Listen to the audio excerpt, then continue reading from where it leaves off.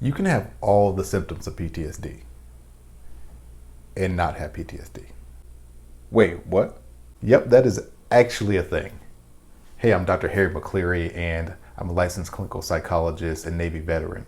And I spend the majority of my week assessing and treating active duty service members with PTSD.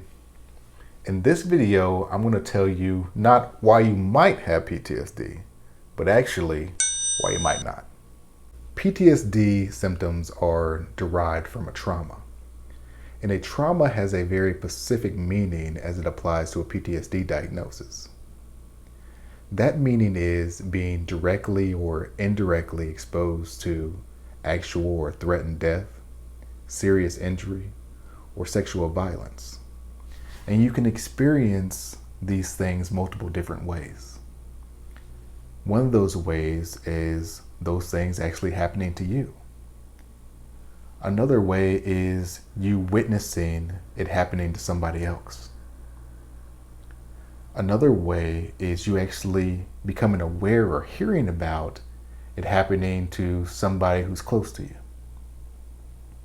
And the last way is actually experiencing through the job that you have, experiencing the traumatic details or horrific details of that happening to somebody else over and over again.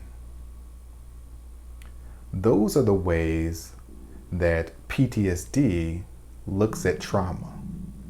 And if your stressful experience does not meet one of those criterias, then it's likely that you don't actually fit criteria for PTSD. PTSD is a complex mental health disorder. And it's partially complex because it has so many symptoms, and those symptoms can be expressed so many different types of ways. So PTSD is actually not only a cluster of symptoms in itself, but within the PTSD diagnosis, it has its own clusters or own categories. Those categories are intrusive symptoms, avoidance symptoms, arousal symptoms, and changes in your cognition or your mood.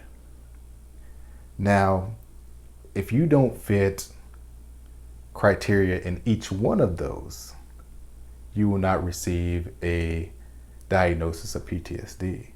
So you can have all the symptoms in one category and just a few in another, and that may not be enough for a diagnosis of PTSD. Before I move on to the reason that a lot of people don't receive a PTSD diagnosis, I want to address something. So I want to address that many times people believe that symptoms of a diagnosis and a diagnosis are the same thing. And when they don't receive a diagnosis, some people interpret that as that they're not struggling or that their pain isn't somehow validated. That is not true. Just because you don't receive a diagnosis or the diagnosis that you believe that you might have does not mean that your struggles or your pain is any less. It just means that you did not fit the category of this particular diagnosis. Now, if you have symptoms, those symptoms may still need to be treated. People with diagnosis are not the only people that need to be treated. People with symptoms, people that are struggling, are the people that need to be treated. That's something I wanted to add. The last reason that a lot of people don't receive a PTSD diagnosis is not that they don't have symptoms, and it's not that they don't have trauma either. I work with a military population, a highly traumatized population. But that doesn't mean that everybody has PTSD. Symptoms And a trauma still doesn't equal PTSD unless it has this last part. And that part is the symptoms need to be related to the trauma. And this is where there's a lot of confusion. But let me give you an example. Nightmares is a perfect example. So someone has a trauma, they have nightmares, and they say, oh, well, that's a symptom of PTSD. And when I ask them about, well, what are your nightmares about? Oh, they're about my ex-wife who was terrible. We had a terrible divorce. And I'll ask them, well, is that related to the combat mission that you're talking about? They say, no, that's not related at all. Well, then those nightmares related to the divorce don't count as part of a PTSD diagnosis.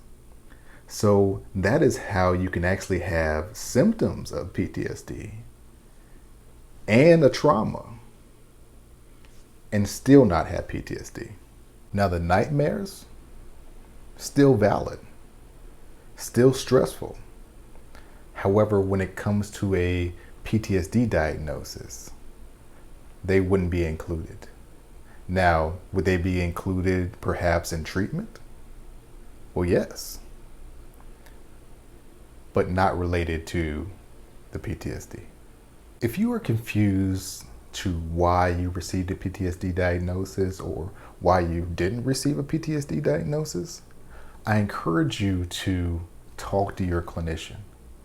Talk to the person that either gave you that diagnosis or didn't give you that diagnosis.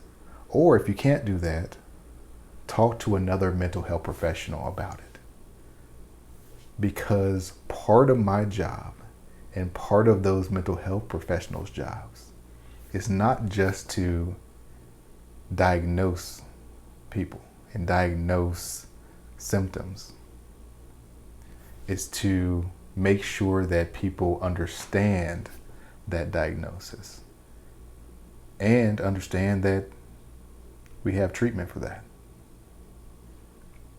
Something to think about.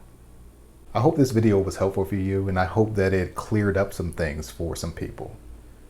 And if it was helpful for you, that means that it's probably can be helpful for somebody else. So before you like it, before you subscribe to my channel, please share it with someone else. Please share it with another veteran. Because at the end of the day, that's really what all of this is about.